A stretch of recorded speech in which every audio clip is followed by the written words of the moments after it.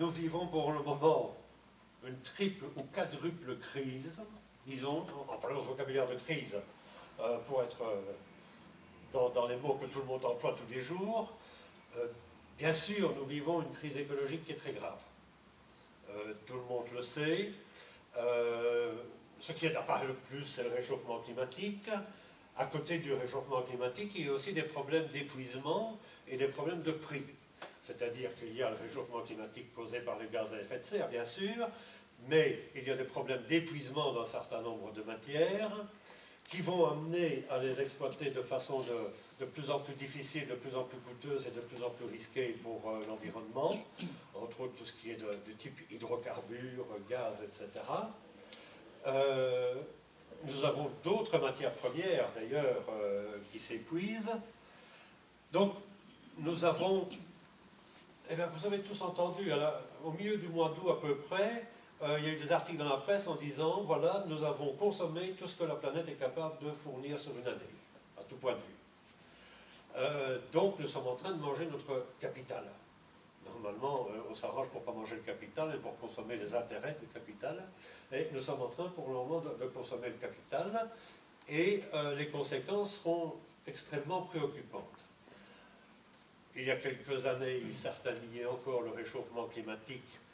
Ceux-là ont pratiquement disparu, sauf aux États-Unis. Après, certains ont dit que ce n'était pas une cause humaine, le réchauffement climatique, que c'était un phénomène naturel.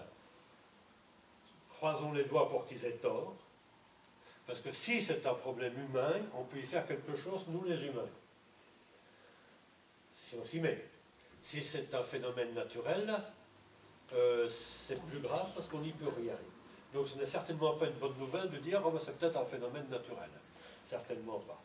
Nous vivons une crise financière et économique, je peux vous faire un dessin, qui va toucher une partie de la population durement, qui va toucher les communes, parce que les gens qui vont être éventuellement, par exemple, prenons cet exemple-là, suite aux mesures prises au fédéral, exclus du chômage, elles vont venir frapper à la porte des CPAS dans les communes, qui ne sont déjà pas souvent dans un état de grande vigueur budgétaire.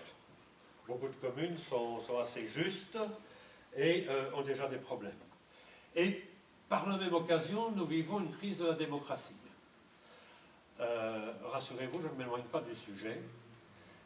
Nous vivons une crise de la démocratie parce que de plus en plus de gens se sentent éloignés du monde politique, ont l'impression que le monde politique, les gouvernants, décident sans tenir compte de ce que veut la population, de ce que vit la population, de ce que souffre la population, sans tenir compte des grands enjeux.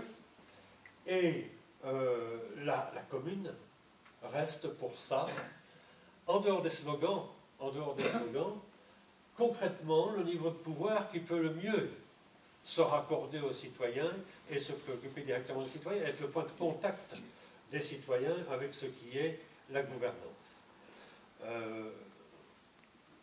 C'est une réalité physique. Beaucoup de citoyens parfois savent mieux ce qui se passe à Benghazi ou devant l'ambassade des États-Unis en Égypte que ce qui se passe dans leur commune aujourd'hui.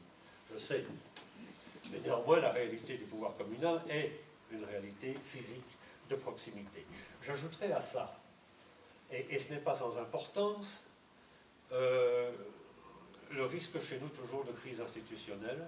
Vous entendez les derniers propos de Board River, donc on ne sait pas très bien ce qui va se passer en 2014, mais ce qu'on sait, c'est que l'argent qui vient vers la Wallonie va se tarir,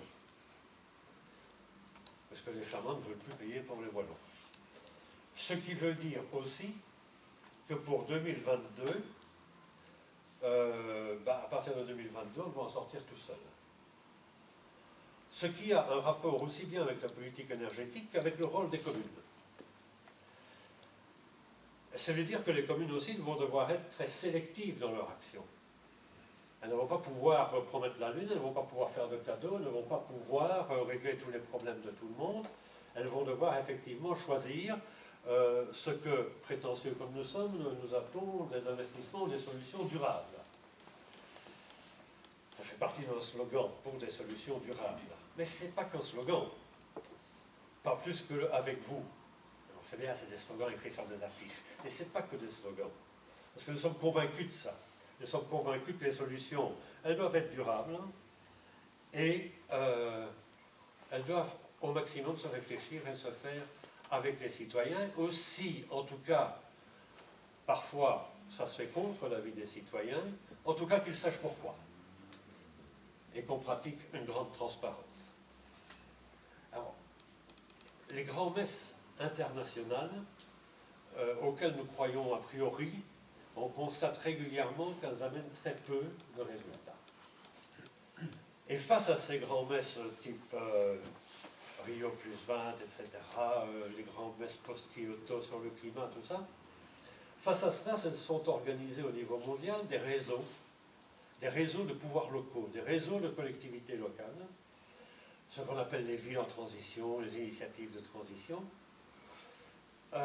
qui sont un des modèles auxquels on peut se référer quand on se trouve dans une commune et qu'on dit, bon, comment est-ce que nous allons faire avec les moyens que nous avons pour les utiliser le mieux possible, et quand on dit les moyens que nous avons, c'est aussi ceux qui peuvent venir, en fonction de ces difficultés et de ces changements inévitables de société qui s'amènent dans l'avenir. Nous ne sommes pas seuls. Les initiatives de transition, c'est un réseau mondial, avec des exemples justement, des modèles de ce qu'on peut faire depuis des grandes villes qui s'inscrivent dans des logiques très, très exigeantes, des logiques zéro CO2 par exemple. Donc nous cherchons dans certaines villes à aboutir à un certain horizon, 2050 par exemple, à ce que nous ayons un bilan zéro en matière de CO2 sur le territoire de la ville. Ça peut être des collectivités plus petites, des collectivités plus rurales. Et partout dans le monde, il y a ce mouvement qui se répand. Et nous avons intérêt, nos communes ont intérêt à être dans le peloton de tête. Nos communes, quitte à mettre les pieds dans le plat, font une erreur quand elles décident par exemple un moratoire sur des investissements qui sont amenés dans la commune et qui sont des investissements dans l'économie verte ou dans les énergies vertes. Nous n'avons plus le temps pour faire ces choses-là. Nous n'avons plus à perdre 1 an, 2 ans, 3 ans. D'abord, les communes n'ont pas le pouvoir de décider un moratoire sur les politiques régionales. Hein. C'est une illusion, c'est faire semblant. C'est dire je fais comme si j'avais ce pouvoir. Non pas en réalité. Et je sais où je suis et pourquoi je parle de cela. Et nous en reviendrons peut-être dans le débat. Mais vraiment, nos communes ont intérêt à être dans le peloton de tête. Ça, nous en sommes totalement persuadés pour recréer une prospérité différente pour l'avenir.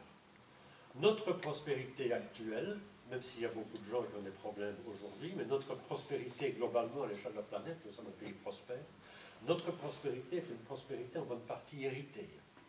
Nous l'avons héritée. Héritée du travail de nos parents, de nos grands-parents, qui ont créé les industries qui sont ici, sont battus pour la sécurité sociale, c'est un héritage. On ne peut pas vivre sur un héritage. Nous devons, nous, chacun, où nous sommes, à notre tour, créer la richesse et la prospérité pour ceux qui viennent après. Pour nous aussi, d'ailleurs. Hein. Bon, moi j'ai peu de chance de voir 2050. Peu de chance. Ah, honnêtement. Mais il y a ici des plus jeunes qui vivront 2050. Si vous avez 30 ans, vous avez toutes les chances d'être encore là en 2050.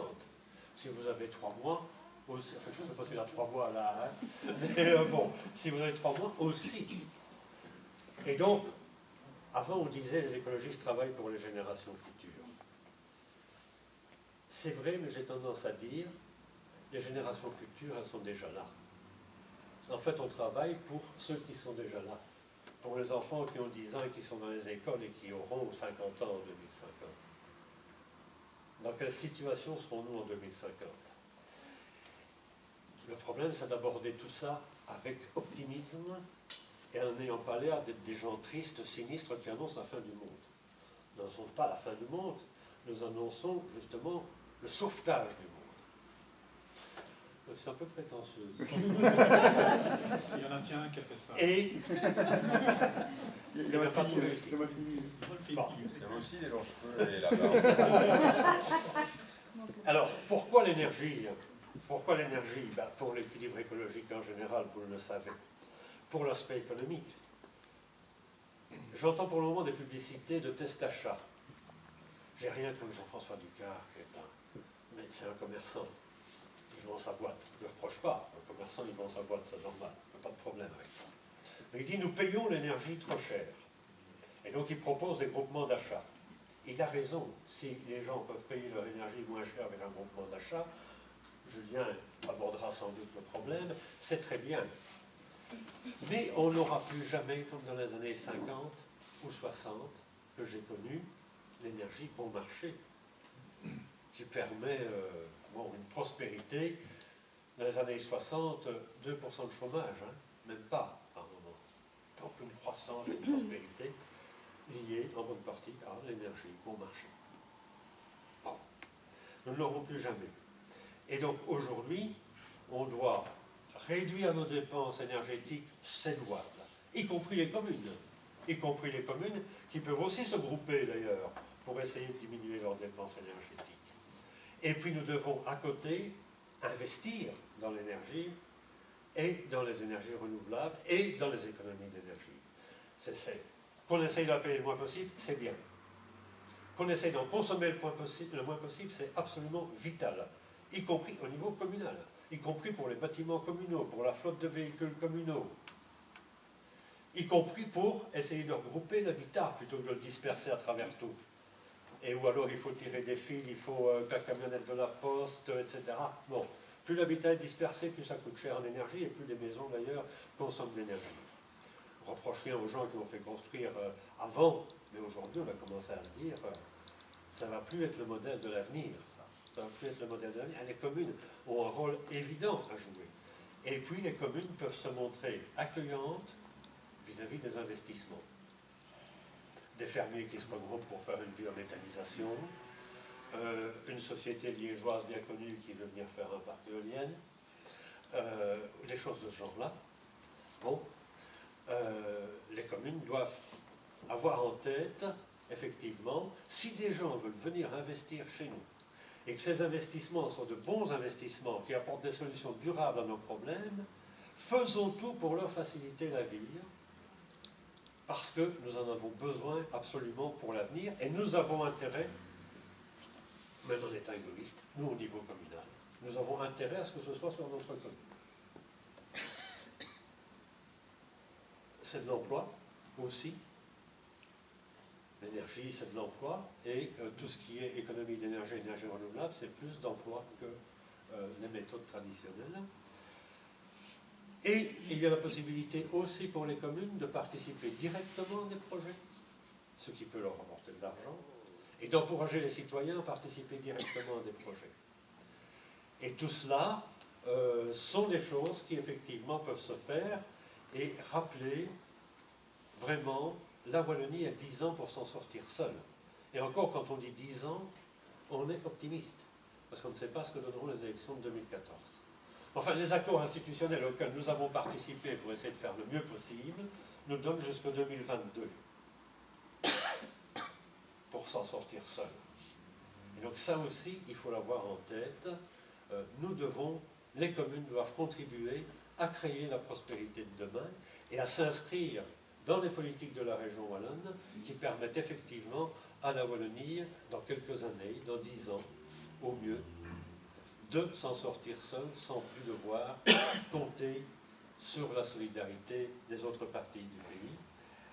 Ce sont des choses essentielles. Et ici, je parle plus longtemps que je n'avais prévu, et ici, en plus, si j'en crois justement un document de la CGFA qu'on m'a envoyé, ça tombe bien, document de la CGFA ici, qu'on m'a envoyé, le pôle de développement prioritaire pour l'arrondissement de Louis-Warhem, c'est l'énergie. C'est là que l'arrondissement de Louis-Warhem peut marquer la différence et peut assurer, et d'ailleurs plus celui de Warhem que celui de Louis, de par la localisation d'un certain nombre de choses, peut s'assurer en avenir. Et donc, si eux aussi le disent qu'ils ne sont pas payés par Écolo, je pense qu'on doit tous être conscients que le défi énergétique, ça concerne les communes, et c'est essentiel, et il ne faut pas traîner.